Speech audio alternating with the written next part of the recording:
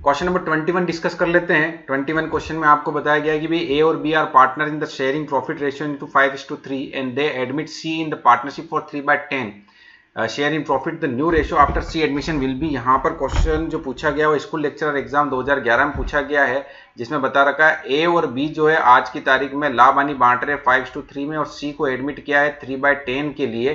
Firm का यदि लाभ 1 रुपया है और सी को 3/10 के लिए किया है तो बाकी का जो रिमेनिंग जो अमाउंट है वो जो फिगर होगा वो किसका होगा, ए और बी का। और ए और बी इसको किस में बांटेंगे, अपने ओल्ड रेशियो में बांटेंगे। तो ए क्या करेगा 7/10 में, ओल्ड रेशियो इनका क्या है 5/8, यानी ये हो गया 35/80। और ऐसे ही आपका बी के लिए आप निकाल लें, बी का जो है 7/10 इंटू 3/8 ये हो गया 21/80। और जो सी का है वो क्या है 3/10। इसको भी हम इक्वलाइज करते हैं 80 के, तो हम कहेंगे 24/80। तो आपका जो अनुपात हो जाएगा वो क्या हो जाएगा 35:21:24। ये जहां पर है वो आपका सही उत्तर हो जाएगा। और ये जो है यहाँ पर दिया हुआ है इसका सही उत्तर जो है सेकंड नंबर का हो जाएगा। क्वेश्चन नेक्स्ट 22 जो है उसमें आपको बताया गया भाई एक्स वाई जेड 3 पार्टनर है और वो 2-2 1 के लाभ हानि बांटते हैं। और रिटायरमेंट के अंदर जो गुडविल है वो दे रखी है 1,20,000 और रिटायरमेंट कौन हो रहा है, वाई गुडविल हो रहा है। और उसके लिए कंट्रीब्यूशन एक्स और जेड किस में करेंगे उसको हमें फाइंड करना है। ये भी 2011 स्कूल लेक्चर में पूछा गया है। तो सबसे पहले तो हमें निकाल देते हैं कि वाई की गुडविल में हिस्सा कितना होगा। तो कुल मिला के फर्म की गुडविल थी 1,20,000, इसमें वाई का पार्ट कितना होगा, वाई का अनुपात है 2/5 यानी 5 दूनी 10 और 5 चौक 20, 24,000 मल्टीप्लाई टू 48,000 इसका वाई का हिस्सा हो जाएगा। अब इसको ये किस में डिस्ट्रीब्यूट करेंगे, एक्स और वाई एक्स और जेड करेंगे और वो किस में करेंगे आपके जो है इनका गेनिंग रेशियो में। गेनिंग रेशियो कैसे निकलता है हमें पता होना चाहिए, न्यू माइनस ओल्ड करते हो तो गेनिंग रेशियो निकलता है। तो अब एक्स का न्यू रेशियो कितना है, एक्स का न्यू रेशियो होगा 2/3 और वाई का न्यू रेशियो कितना होगा 1/3, सॉरी जेड का वाई तो रिटायर्ड हो रहा है ओके। और ओल्ड रेशियो कितना था जो हमें यहाँ पर दिख रहा है। तो हम कहेंगे भाई gaining ratio equals to new ratio क्या होगा 2/3 माइनस गेनिंग आपका ओल्ड रेशियो जो है 2 2 4 1 5 2/5 ये निकल जाएगा आपका एक्स का। और जेड का कैसे निकलेगा, यही 1/3 माइनस आपके जो है 1/5। तो 3 × 5 हो जाएगा 15, तीनों पंजे 15, 5 दूनी 10 और 5 तरी 15, 3 दूनी 6, तो 5 तरी 15 3 दूनी 6, तो ये हो गया 4/15। और यहाँ 15 3 5 15 5 जगह 5 5 ये 2/15 यानी 4:2 यानी 2:1 में, ठीक है सीधा ही निकल जाएगा। तो आप कहोगे यहाँ पर 48,000 इंटू 2/3, 16 दूनी 32, 16 38, 16 दूनी 32, 32 और 16,000 जो बी है इसका उत्तर सही हो जाएगा। Question number next 23, maximum number of partner in valid partnership में भी कितना होता है। हम जानते हैं कि जो कंपनीज एक्ट आया है, कंपनीज एक्ट कहता है कि आप मैक्सिमम कितना ले सकते हो, 2013 के अंतर्गत तो 100 दिया हुआ है, परंतु जो रूल्स आए हैं वो 2014 के अंतर्गत उसमें मैक्सिमम कैपेसिटी कितनी बता रखी है 50 की बता रखी है। तो यहाँ पर जो उत्तर होगा आपका क्या हो जाएगा, फोर्थ नंबर जो है 50 सही उत्तर हो जाएगा। विच of the following statement is true about partnership, partnership के संबंध में कौन सी बात सही है। 2011 में क्वेश्चन पूछा गया स्कूल लेक्चरर में, वह क्वेश्चन ऑप्शन दिया है कि साझेदारी ठहराव पर आधारित होती है, partnership based on agreement, registration of partnership firms is optional and there is a mutual agency relation amongst partners. सारी बातें सही है, एग्रीमेंट पर डिपेंड है और ये भी कोई कंपल्सन नहीं है, ऑप्शनल है एग्रीमेंट करना आपका पार्टनरशिप रजिस्ट्रेशन करवाना, और म्यूचुअल एजेंसी होती है यहाँ पर ओके। तो यहाँ जो डी है उसका सही उत्तर आपका फोर्थ नंबर का हो जाएगा। Next question number 25 school lecture 2013 में पूछा गया, विच of the following statement is true, निम्न से कौन सी बात जो है सत्य है। तो it is a compulsory to have a partnership agreement in a writing, ऐसा कोई जरूरी नहीं है, ओरल भी चलेगा। Interest on drawing is always calculated on the total drawings for full year, ऐसा कोई जरूरी नहीं होता है, इसके लिए अलग अलग मेथड्स बनाए हुए हैं। यदि हम सर्टेन अमाउंट सर्टेन पीरियड के अंदर निकालते तो सीधा फॉर्मूला लगता है, यदि हम सर्टेन अमाउंट नहीं है तो उस केस में हम क्या करते हैं प्रोडक्ट मेथड का भी उपयोग करते हैं। और यदि ड्यूरिंग द ईयर हमने कंटिन्यूसली विड्रॉ किया तो उसके लिए हम डायरेक्ट जो है आधे साल का जो है ड्राइंग के ऊपर इंटरेस्ट निकालते तरीके हैं। तो ऐसा नहीं है कि भाई सीधा एक तरीका है। The business of the firm can be operated by any of one of partner, यह भी सही है कि भाई बिजनेस जो है वो क्या आपका किसी सभी साझेदार या कोई एक साझेदार चला सकता है। तो जो सही बात है वो क्या है, वो यही है तीसरे नंबर का कि जो बिजनेस है वो जो है सभी पार्टनर को चलाना जरूरी नहीं, कोई एक पार्टनर चला सकता है। Current account of partners are maintain under the fluctuation capital method, fluctuation में सिर्फ कैपिटल अकाउंट ही मेंटेन किया जाता है। तो यानी जो फर्स्ट है एग्रीमेंट रिटर्न में होना चाहिए, बात सही नहीं है। आप ये कह सकते हो ओरल भी चलता है, है ना। और इंटरेस्ट ऑन ड्रॉइंग हमेशा एक जैसा नहीं निकाला जाता, अलग अलग तरीके हैं। हाँ, परंतु जो बिजनेस है वो सभी के द्वारा किसी एक के द्वारा चलाया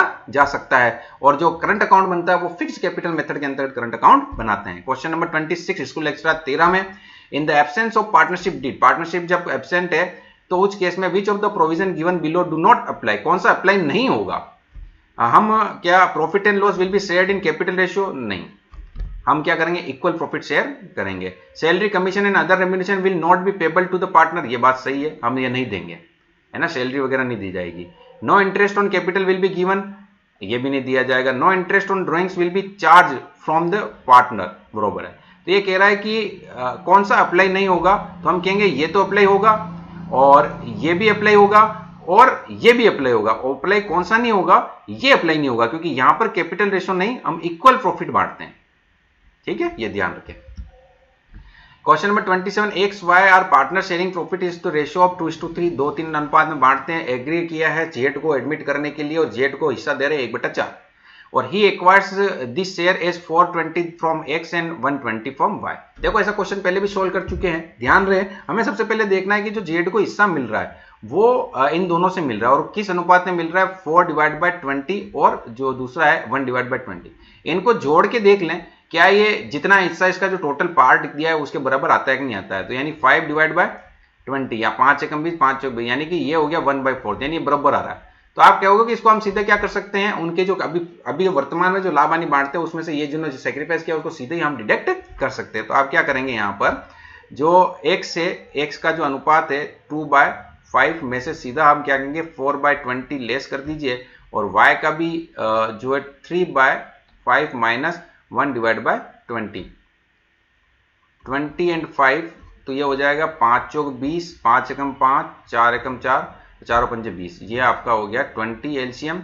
तो 5 चौक 20, 4 दूनी 8 और 4, और यहाँ इसका हो जाएगा 20, 5 चौक 4 तरी 12, 5 चौक 20, 4 तरी 12 माइनस 1, 8 में से 4 गए तो 4, और यहाँ हो जाएगा 11/20, और इसका है ही ये हिस्सा 1/4, 5/20। तो 4, 11, 5 अनुपात जो है ए नंबर जो है वो सही उत्तर हो जाएगा। क्वेश्चन नंबर नेक्स्ट, खानों तेल को तक खदानों के लिए मूल्यह्रास की सबसे उपयुक्त रीति कौन सी होती है। हम जानते हैं डिप्लेक्शन मेथड, रिक्तीकरण विधि है जो इसके लिए सबसे सर्वोपयुक्त विधि होती है, यानी जो चौथा उत्तर है वो आपका सही उत्तर हो जाएगा। Question 29, under fixed capital method, fixed capital method जब आप बनाते हो कैपिटल अकाउंट एंड कौन सा अकाउंट बनता है। हम जानते हैं पार्टनर्स करंट अकाउंट हम बनाते हैं, इसके अंतर्गत स्कूल लेक्चर 2015 में क्वेश्चन पूछा गया, तीसरा नंबर से उत्तर हो जाएगा। The liability of the partner in the firm, firm के अंदर पार्टनर की लायबिलिटी जो होती है वो अनलिमिटेड होती है, लिमिटेड होती नहीं है, ठीक है, ये भी उसका उत्तर आपका जो तीसरे नंबर का वो सही उत्तर हो जाएगा। Question 31, in a partnership firm every partner in the principal as well as, वो एजेंट भी होता है और पार्टनर भी होता है। स्कूल लेक्चर 2018 में क्वेश्चन पूछा गया, ए नंबर जो है उत्तर सही हो जाएगा। 32, X and Y are partner in the firm and capital 48,000, 31,000 respectively. They admitted Z as a partner with 1/4 share of the profit. Z brings 30,000 as his capital. Z's share of goodwill 30,000 रुपए वो लेके आ रहा है। Hidden goodwill का question है, हमें ध्यान रखना होगा जो राशि लेके आ रहा है उसको उसके जो रेशो पार्ट है उसमें से उसको क्या कर दो, रिवर्स मल्टीप्लाई कर दो, यानी कुल मिलाकर 1,20,000, 1,20,000 में से जो कुल पूंजी उसको घटा दीजिए आप, 48,000 प्लस 31,000 और एक ये 30,000 लेके आ रहा है। तो हम कहेंगे 30, 30, 60 और 61 और 8 कितना हो गया 69 और 40, 6 4 10, 1,09,000 और ये आपका हो गया 1,20,000, यानी 11,000 जो है आपकी क्या हो गई गुडविल, जिसको इसका पार्ट हो गया गुडविल का।